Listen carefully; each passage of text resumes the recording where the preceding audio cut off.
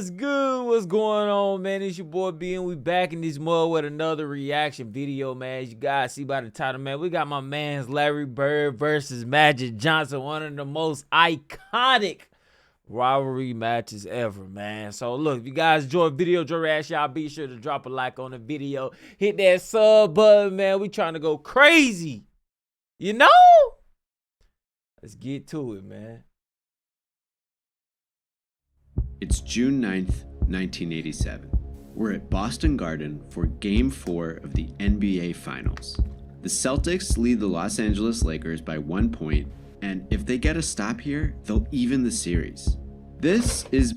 Comment down below who y'all got, Magic Johnson or Larry Bird. Be sure to do that real quick. I'm just curious, man. How many people rock with Larry Bird? How many people rock with Magic Johnson? And let me know if you rock with both of them. And big shout out to Secret Base as well, man. Putting out the dope content for us to check out. Magic Johnson, hoping to find LA a bucket, steal a road win, and build the Lakers a commanding 3-1 series lead. Before we see how this plays out, we should reflect on this historic rivalry, examine how the powerhouse participants have shifted, and enjoy the twists and turns of this wild and rowdy game. Let's rewind. That's dope right there. So, first of all, this is a very familiar finals matchup, but the stakes and odds of this skirmish don't exactly match the precedent. The Minneapolis Lakers were an early NBA powerhouse. When they made the finals, they won 5 titles in 5 tries. I mean, just look at them. They're terrifying. Bro, they don't got no black players on the Lakers? Come on now, dog. What? Come on, man. Bruh. No way. This is a real lineup. 5 tries. I mean, just look at them. They're terrifying. But in 1959, and the finalists Lakers met Red Auerbach's excellent Boston Celtics for the first time.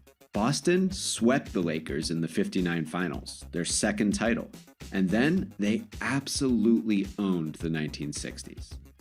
Boston claimed 9 of the next 10 NBA championships, perhaps the greatest dynastic run in pro sports history.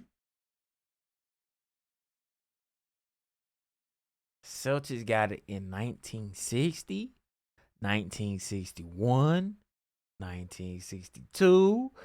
Like, what?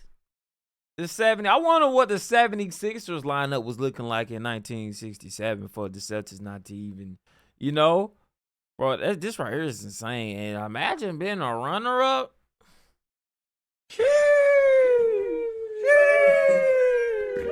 6 of the Celtics' finals victories in that decade came at the expense of the Lakers, who had since moved to Los Angeles. In the 70s and early 80s, these teams both thrived but avoided one another in the finals. Wilt Chamberlain joined the Lakers and led them out of their championship drought, taking down the Knicks in 1972. At that time, the Celtics were still rebuilding after Bill Russell's remarkable tenure as player and head coach. But soon thereafter, Tom Heinsohn coached the Celtics to rings in '74 against the Bucks and '76 against the Suns. Low key, hold up, man. I apologize so much. They kind of look like they might be like akin to one another. You know what I'm saying? Maybe his uncle, his nephew, or something like that, cousin. Don't they look akin to one another? Or am I tripping? Celtics to rings in '74 against the Bucks and '76 against the Suns. And actually, here's Tommy on the call tonight. So these rivals exited the 1970s in great shape, but with no direct contact in the postseason, despite Pat Riley's lovely playoff beard. Pat Riley.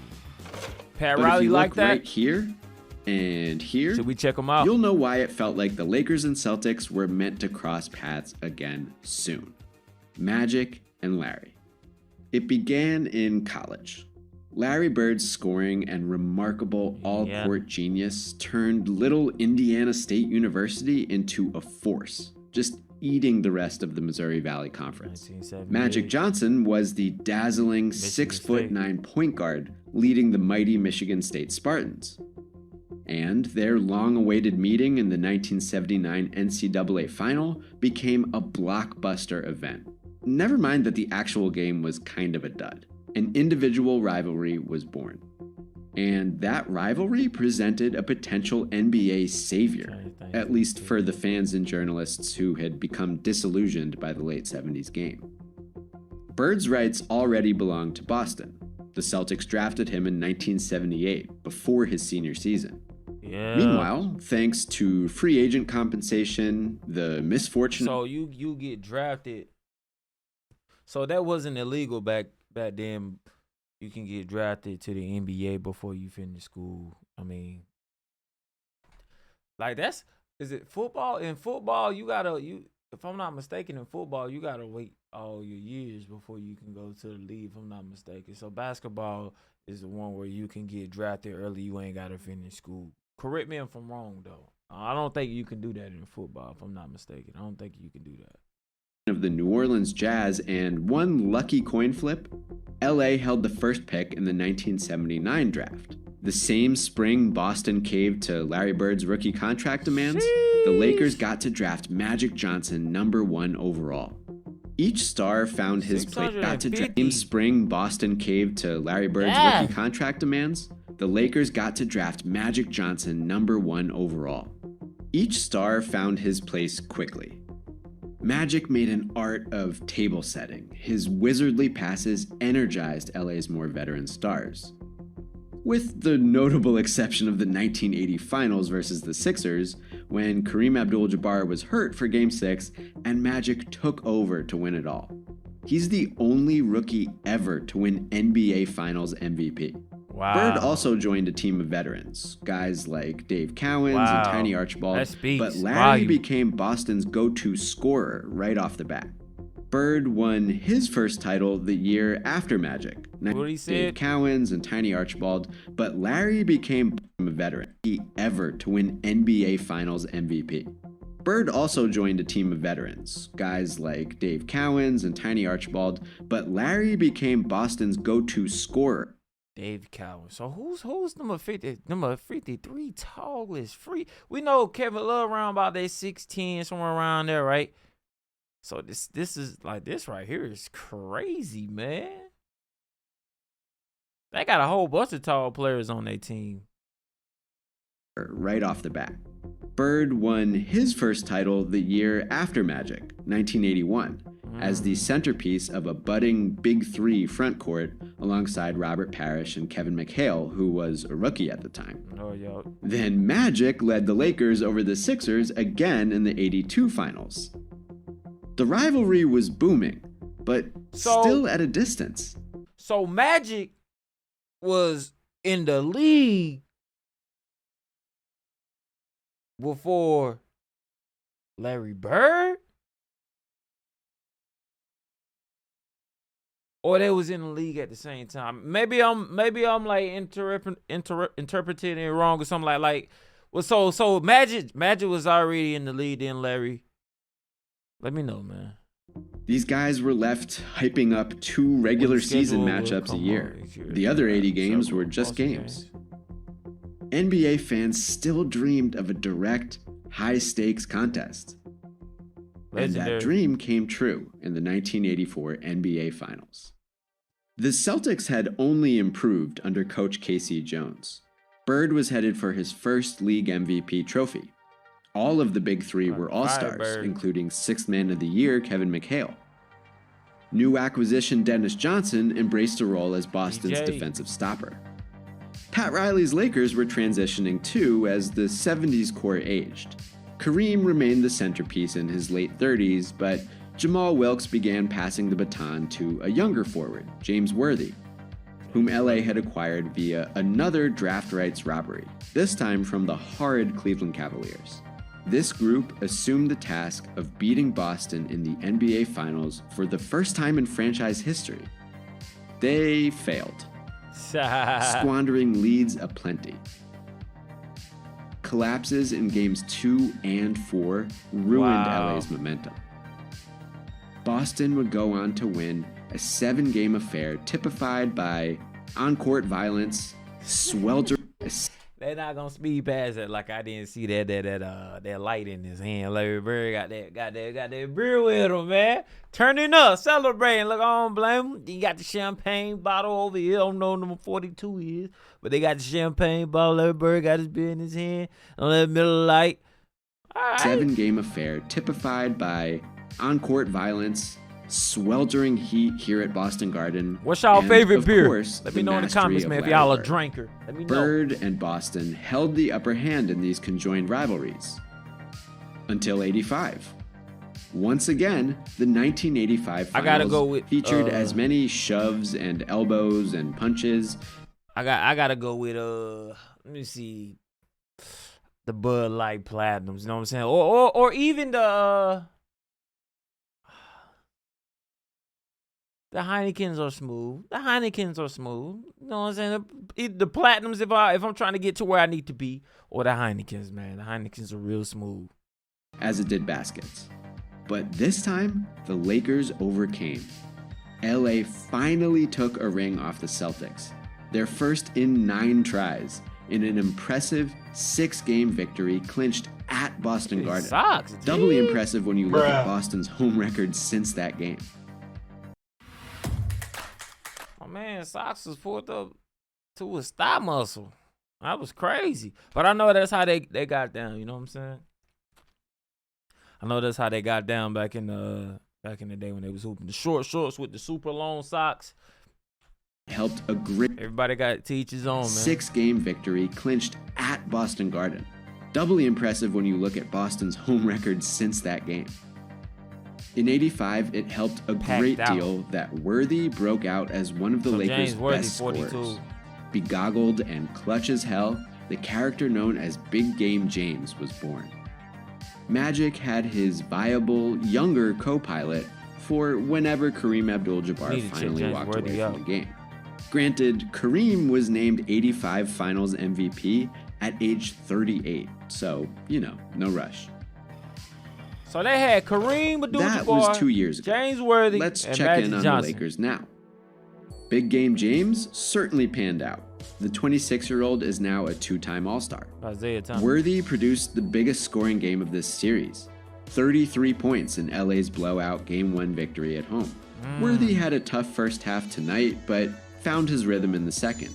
He dropped this huge isolation bucket less than a minute ago to keep this game close. And Magic has acquired even more young helpers. So is James Worthy like a guard? Or like, because he kind of looked like a... Game close. He dropped this huge isolation bucket less than a minute ago to keep this game close. And Magic has acquired even more young helpers. Magic the guard, he New got to be like a small starters like forward. AC Green and Byron Scott, the latter of whom had a huge Game 2 performance. LA pulled ahead 2-0 thanks to a couple routes at home. Which is to say, Magic and the Lakers snagged 2 wins without facing this kind of situation. Seconds remaining, gotta get 2 points. Who will it be? This is the obvious move. Kareem, single covered in the post, presents one of the handiest tools basketball has ever seen, the skyhook. Kareem is not the first great Laker to thrive off the hook shot. The towering George Mikan loved to turn a hip toward the rim and arc the ball high over his head, where the defender couldn't do a damn thing about the hook shot. The towering George Mikan. George Mikan. First time ever hearing about him. George Mikan. Is he someone worth checking out? Because if he out there hooping like Kareem Abdul-Jabbar, we might have to check him out. I'm not even going to lie to you. Loved to turn a hip toward the rim and arc the ball high over his head, where the defender couldn't do a damn thing about it. Young Lou Alcindor practiced the ambidexterity drill named after Mikan and also watched some of Cliff Hagan. Hagan stood just 6'4", but used a prodigious hook shot to create separation from would-be shot blockers in college and the pros. Before Alcindor grew bigger than his peers in New York, he adopted the same shot for that same reason. And even as the biggest guy on the floor in college, Alcindor faced constraints. The NCAA banned dunking. His hook, released from so high that its trajectory almost approximated, faced constraints. The NCAA banned dunking.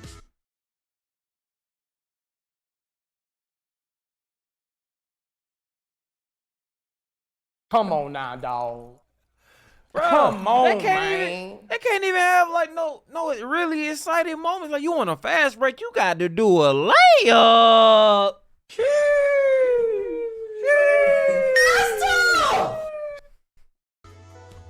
His hook, released from so high that its trajectory almost approximated a dunk, was the next best thing.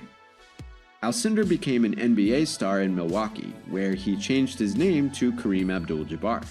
It was Bucks announcer Eddie Doucette who gave Abdul-Jabbar's indefensible weapon its lofty nickname, the Skyhook. A decade into his career and now a Laker, Kareem got an excellent new point guard, Magic Johnson.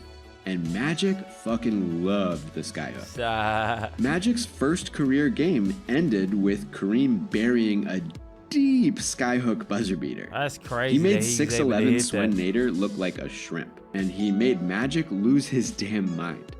In the 8 years since, Magic, ever the distributor, has maintained that enthusiasm for the Skyhook.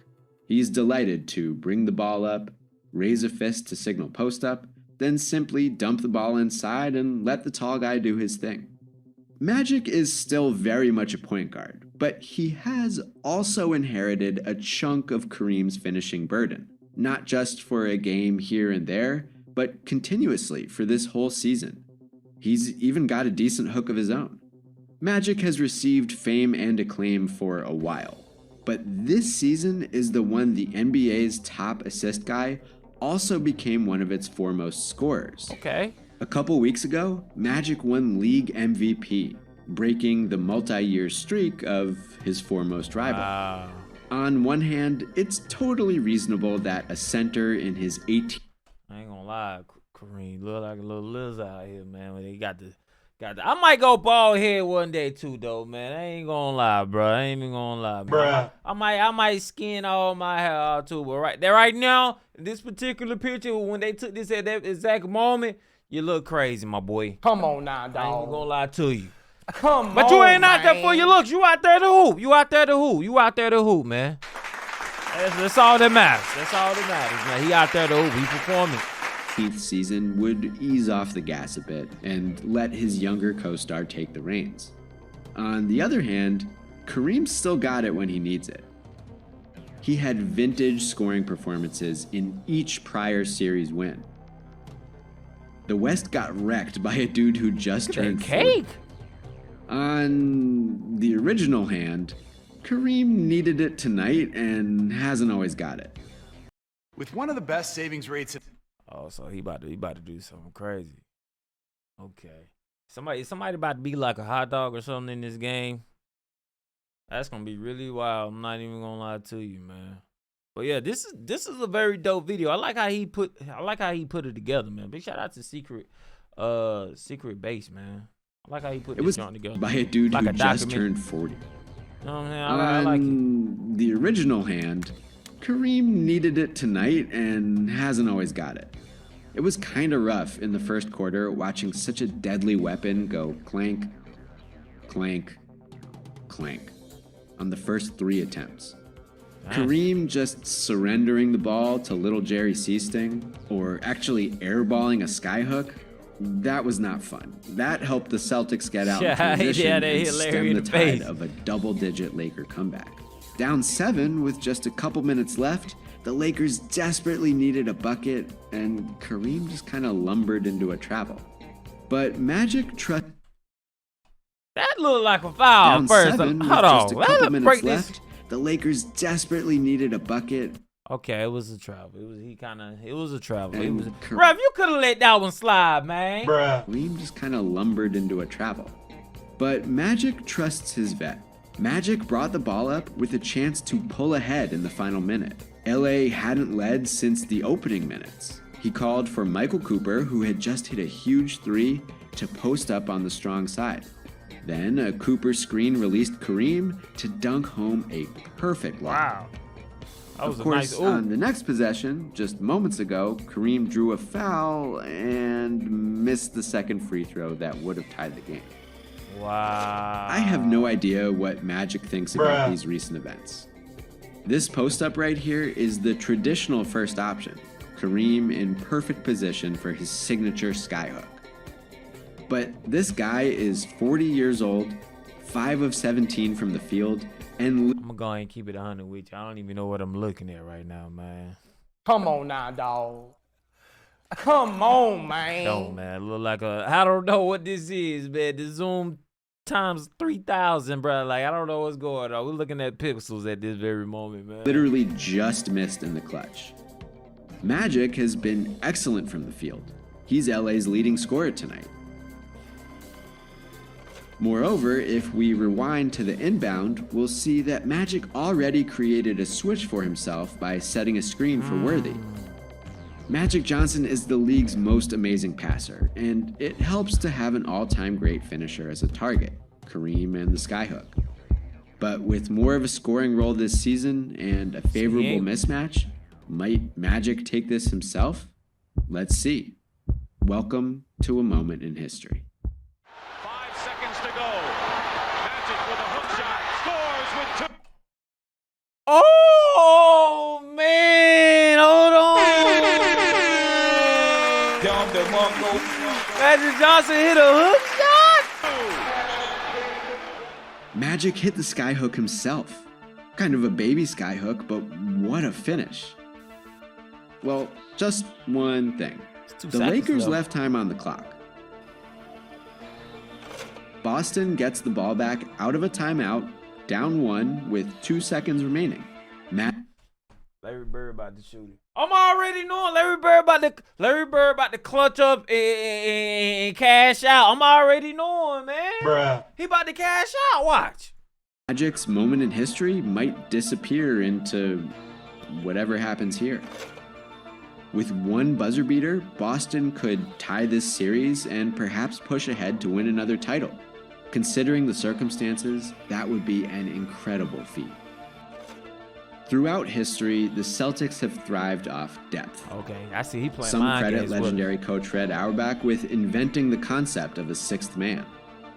Kevin McHale filled that role beautifully until last season, when he graduated to a full-time starting role after Boston traded away Cedric Maxwell.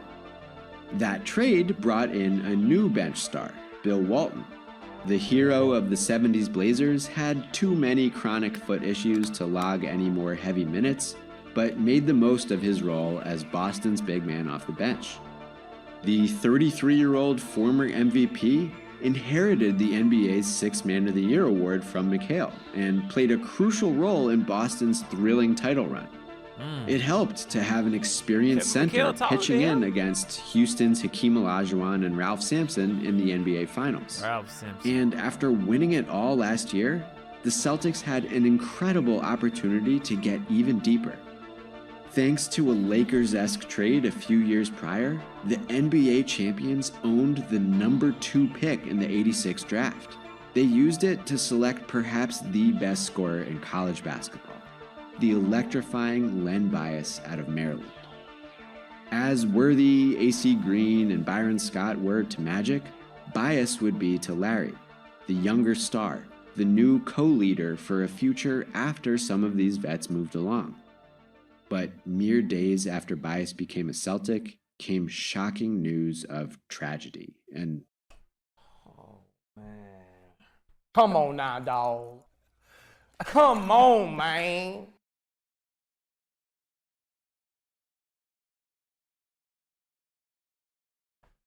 It's my first time hearing about him too, man. This is new to me right here.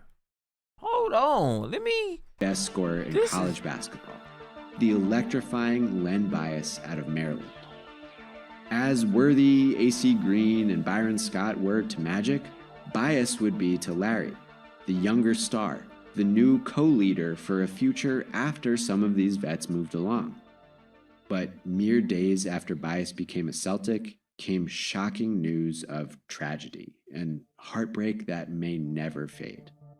Less than a year ago, on June 19, 1986, 22-year-old Len Bias died after a cocaine overdose. He had... Cocaine? What the? What the?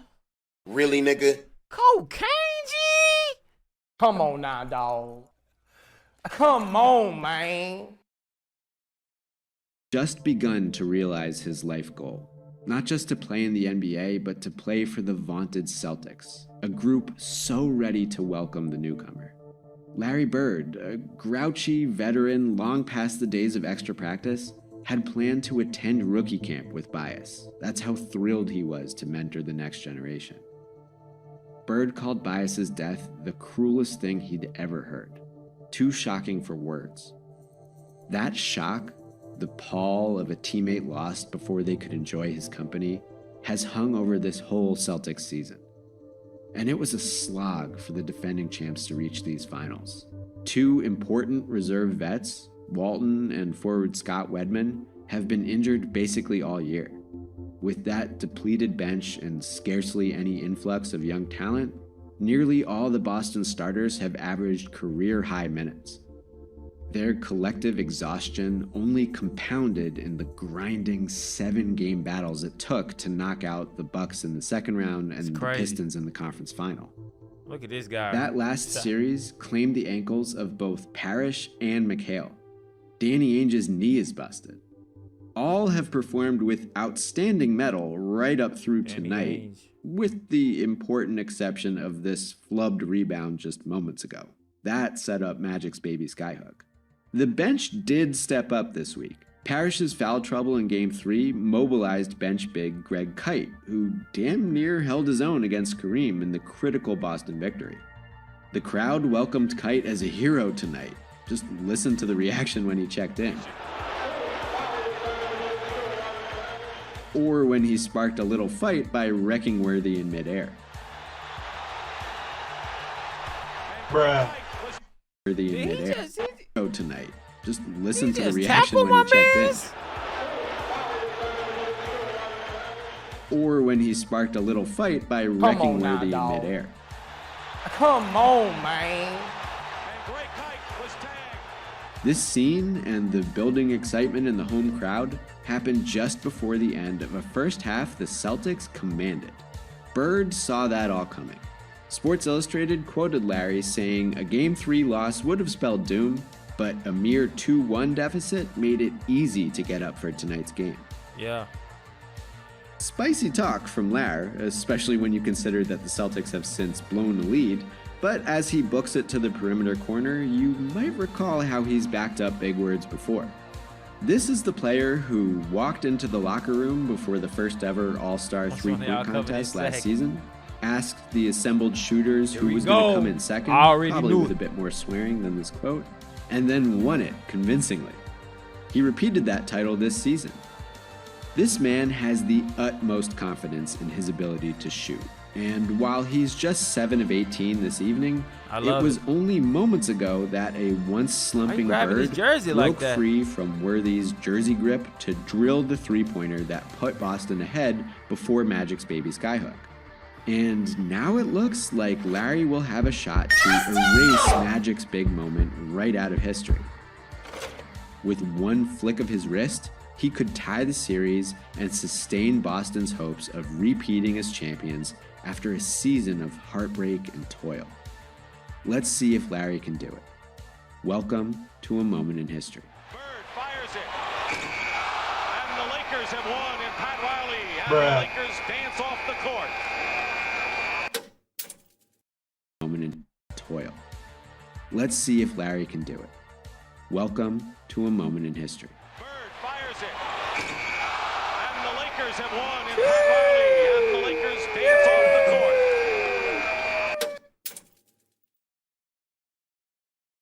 That's it? Come on now, dog. No way, he just left us hanging like that, man. We need a part 2 of this right here, man. Magic Johnson's last second showdown with Larry Bird needs a deep rewind. Larry Bird, man, that's a tough one right there to swallow. I know he was beating himself over the head with that one right there, man. I'm already knowing, man. Big shout out to Larry Bird, man. Big shout out to Larry Bird. He's still the GOAT, man. Still the GOAT, Larry. But that last shot, I ain't gonna lie to you, man. But there you guys go, man. Y'all comment y'all thoughts and opinions below about the video, man. I enjoyed it greatly. Big shout out to Secret Base for putting this banger video together for us, man. I like the way he narrated the whole vid, man. It was very dope and creative, man.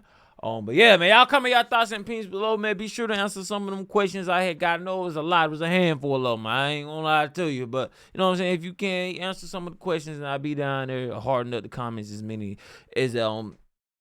much as possible, man. So yeah, with that being said, be sure to check out one of the videos at the end of the screen because it's definitely a banger. I would miss it if I was you, man.